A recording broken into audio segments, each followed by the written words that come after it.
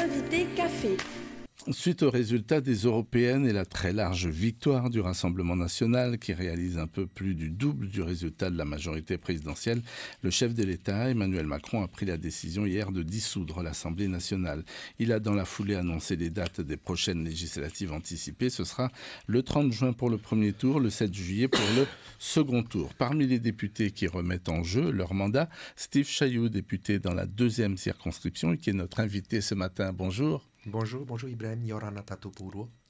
Alors, quelle a été votre première réaction lorsque vous avez entendu le chef de l'État annoncer la dissolution de l'Assemblée nationale? Vous avez été surpris? Alors, nous n'avons pas été surpris dans la mesure où la question de la dissolution de l'Assemblée nationale était sur la table déjà dès le premier jour de notre élection. Rappelez-vous, la majorité présidentielle n'ayant pas obtenu une majorité absolue, mais relative.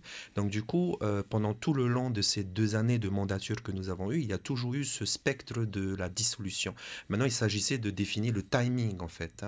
Et effectivement, le timing, là, pour le coup, il nous surprend parce qu'il me semble que c'est un des plus mauvais timings qu'on puisse choisir, c'est-à-dire qu'on va organiser des élections législatives anticipées en pleine crise de la Kanaki, en plein Jeux olympiques, où tout le monde est mobilisé déjà pour les Jeux olympiques, et surtout à l'occasion de l'examen d'un texte important qui passe actuellement à l'Assemblée nationale, qui est celui du texte de la fin de vie, qui fait a priori consensus, où la majorité des députés, peu importe les bords confondus, étaient prêts à voter pour cette loi.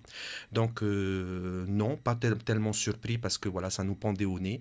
Maintenant, cette décision-là du président de la République, pour nous, c'est un constat d'échec de sa politique qui se voulait rassembleuse. Rappelez-vous, en 2022, lorsque les résultats du peuple français souverain s'est exprimé, les Français ont porté à l'Assemblée nationale une assemblée pluricolore, on va dire ça comme ça, une assemblée en fait qui reflétait divers partis politiques où il fallait que le président de la République, s'il avait su interpréter effectivement le message des électeurs, c'était de savoir composer, c'est-à-dire trouver à chaque fois des consensus et des compromis acceptables dans sa politique. Or, il n'a jamais compris ce message, il n'a jamais appliqué le message des Français, ce qui a conduit en une radicalisation de l'Assemblée nationale.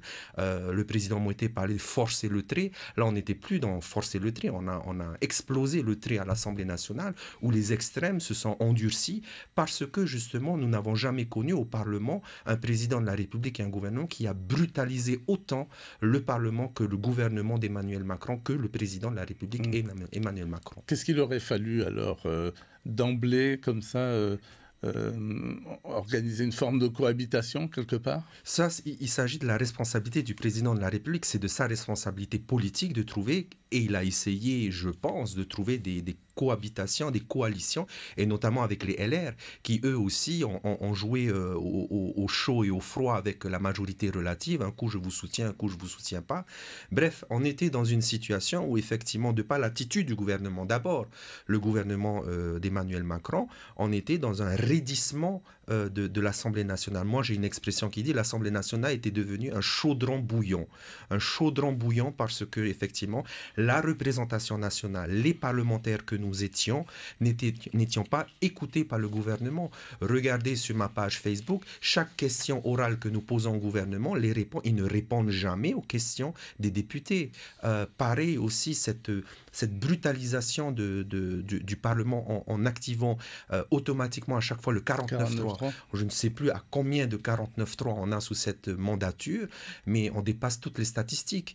C'est encore une fois une stratégie de brutalisation. Et un dernier fait, nous avons souhaité que le président, que la majorité revienne à l'Assemblée avec un projet de loi des finances rectificatif.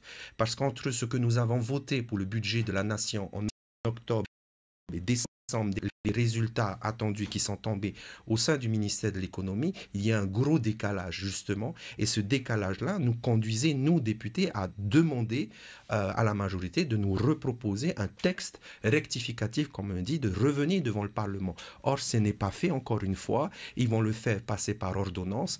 On voit encore une fois cette stratégie de brutalisation de la représentation nationale que les électeurs ont voté souverainement en 2022. Alors, on va quitter un scrutin pour un autre. Donc, les législatives approchent, les européennes, c'est fini. Il y a un lien, vous pensez, entre le comportement des électeurs pour les européennes et les législatives ?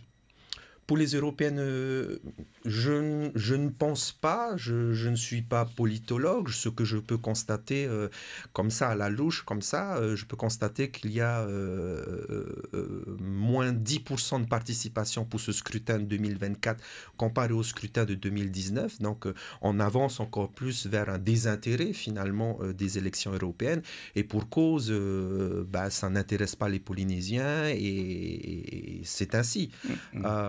Maintenant, de là à dire que ce sont les mêmes qui vont voter aux élections législatives, encore une fois, ce sont deux scrutins différents, ce sont deux enjeux différents également. Et surtout, pour les élections législatives, contrairement aux élections européennes, les élections législatives, il s'agira d'élire les représentants polynésiens qui porteront la voix des Polynésiens au sein de l'hémicycle de l'Assemblée nationale. Donc là, il y a un aspect beaucoup plus concret. Alors tout à l'heure, vous l'avez entendu, nous étions en direct avec le président Botterson depuis Paris. Nous lui avons demandé si votre bilan va vous aider pour cette campagne express. Alors, oui, alors pour ma part, moi je le dis en toute franchise et en toute transparence, je n'ai pas à bleuir de mon bilan parce que, comme je l'ai rappelé, le contexte de l'Assemblée nationale avec aucune majorité, une Assemblée nationale intenable, bouillonnante, ce chaudron bouillonnant, malgré tout ça, à titre personnel, fidèle à mes engagements politiques dans le cadre de ma campagne des législatives que j'ai portée notamment dans mon programme, j'ai réussi à trouver une coalition, à trouver une majorité, ce n'était pas simple, à trouver une majorité de députés à l'Assemblée nationale au-delà de mes rangs politiques pour faire porter la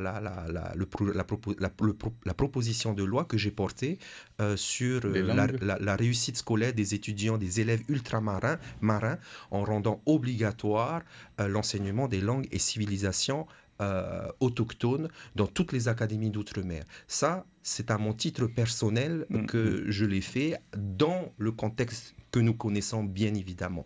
C'est pareil pour ma collègue Meriana Arbelo, qui était en plein dans une commission d'enquête sur le nucléaire, dans ses auditions, qui s'est engagée profondément pour les fonctionnaires d'État. Pareillement pour mon collègue Temat Elugaï, qui s'est engagé sur d'autres dossiers, qui a été beaucoup médiatisé. Il viendra lui-même défendre son bilan. Mais oui, je ne pense pas que nous ayons à avoir honte dans ce laps de temps de 2 ans, dans un contexte bouillonnant à l'Assemblée nationale sans majorité. Nous avons réussi, nous députés de la Polynésie, malgré le ululement des uns et des autres qui disaient qu'on n'allait rien pouvoir faire, nous avons posé nos cailloux à l'Assemblée nationale dans un contexte extraordinairement compliqué et finalement inédit qu'on n'a jamais connu sous la Ve République. Vous ne craignez pas que les électeurs finalement calquent un peu l'action du gouvernement sur votre action à vous, parce que les attentes sont très grandes, par exemple dans un domaine comme la vie chère. Oui, et effectivement, vous avez raison de poser la question, parce que ce que je déplore malheureusement, c'est un constat objectif, ce n'est pas un avis politique, c'est notre population a du mal à distinguer les fonctions électives. C'est-à-dire que souvent, on vient m'interpeller moi en tant que député, on vient me reprocher le fait que je n'interviens pas à l'Assemblée nationale pour les questions, à juste titre, de cherté de la vie. Or, la compétence de l'emploi, la compétence des frais au péage, du logement social, et que sais-je encore, ce n'est pas une compétence du député, ce n'est pas dans le champ d'action du député. Le député doit débattre de sujets nationaux, c'est de ça dont il s'agit d'abord. Il y a le conflit armé sanguinaire qui se passe en ce moment à Gaza, que je déplore, évidemment, tout comme je déplore également aussi les attentats qui ont été perpétués également aussi en Israël. Je déplore la crise sanguinaire qui se passe actuellement, pas il y a 10 ans, actuellement en Nouvelle-Calédonie, Kanaki. Notre rôle à nous de députés, c'est de porter la voix de la nation tout entière, mais aujourd'hui, nous sommes réduits de par une certaine ignorance des uns et des autres. On est réduit à il faut que les députés puissent agir sur le pouvoir d'achat. Or, ça ne fait pas partie de nos compétences. Je ne peux pas, en tant que député, donner de l'emploi, du travail à ma population parce que c'est des fonctions différentes. Je ne suis pas ministre de l'Emploi. Et ça, vous pensez qu'il va falloir encore et encore l'expliquer pendant cette à chaque fois, Ibrahim, campagne? à chaque élection, on le fait. Pareil, quand on va y aller dans quelques années, très bientôt, dans les élections municipales, il va falloir réexpliquer encore aux gens parce que les gens qui vont venir aux meetings, aux réunions publiques, ils vont venir pour un seul sujet, le travail. Point. Mais quand on leur explique que concrètement, la compétence du travail n'est pas une compétence communale, ce n'est pas une compétence communale et que les communes n'ont pas vocation à être des entreprises qui génèrent du profit et donc qui peuvent se permettre d'embaucher. Ça, nous l'expliquons à chaque campagne électorale. Nous faisons ce travail de pédagogie et je suis sûr, dans n'importe quel parti politique, ce travail de pédagogie pour distinguer les fonctions. Un député n'a pas la main mise sur l'emploi, la cherté de la vie. Le député doit porter la voix des Polynésiennes et des Polynésiens à l'échelle nationale et nous devons aussi nous positionner sur des enjeux. Et c'est ça qui est important aussi. On ne peut pas nous réduire à ce que nous vivons ici dans le Pacifique. Nous sommes inclus dans un monde aujourd'hui en conflit grave et c'était aussi le rôle des députés que nous étions de porter cette voix-là et je l'ai fait notamment en appelant le gouvernement Macron à la sagesse lorsque Macron a commencé à avoir des propos un petit peu guerriers vis-à-vis de Poutine dans le conflit ukraino-russo-ukrainien. J'ai porté la voix, je me semble-t-il, des Polynésiens en appelant le gouvernement à plus de sagesse parce que, voilà, moi en tant que Polynésien, je n'ai pas souhaité et je ne souhaite toujours pas que nos soldats polynésiens puissent aller combattre une guerre qui ne nous concerne pas, qui n'appartient pas au peuple polynésien. Steve Chailloux, sur quoi est-ce que vous allez miser votre campagne? Vous allez mettre l'accent sur quoi? On va miser l'accent sur, effectivement, on n'a pas changé de cap, on avait un programme en 2022. Hein. En théorie, normalement, lorsqu'on est élu pour 5 ans, donc nous avons 5 ans pour mettre en place ce programme autant que nous pouvons le faire. Or là, nous n'avons pas eu 5 ans, nous avons eu à peine 2 ans et donc nous allons continuer encore dans cette veine-là par rapport aux valeurs que nous défendons et pour lesquelles nous avons été élus, notamment en 2022, entre autres. D'accord. Une thématique sur laquelle vous allez insister? Les thématiques sont évidemment, encore une fois, le nucléaire, parce que c'est un problème sociétal qui est structurant dans notre société, mais nous allons également défendre les intérêts, encore une fois, des Polynésiens lorsqu'il s'agira de débattre notamment du budget de l'État. Là, le ministre Le Maire parlait de rabotage budgétaire sur tout le monde.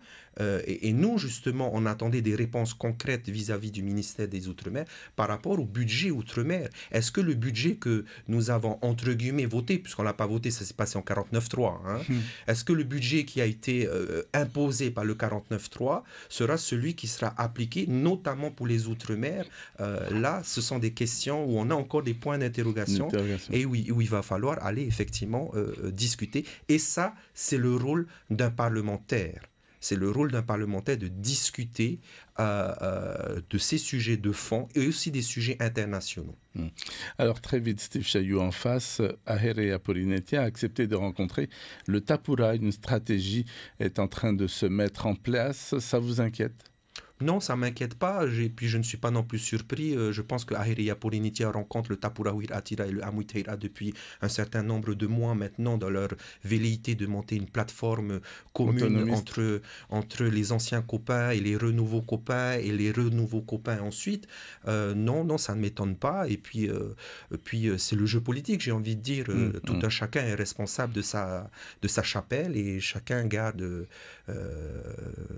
ses stratégies personnelles et ça appartient à tout le monde, tout à chacun. Vous avez peur de perdre votre fauteuil de député? Absolument pas. Moi, je ne suis pas venu en politique sans rien.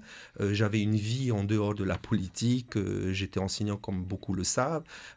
J'ai eu une vie intellectuelle avant la politique et être parlementaire, c'est très bien. Dans l'instant d'une vie, toute la vie, ça c'est autre chose.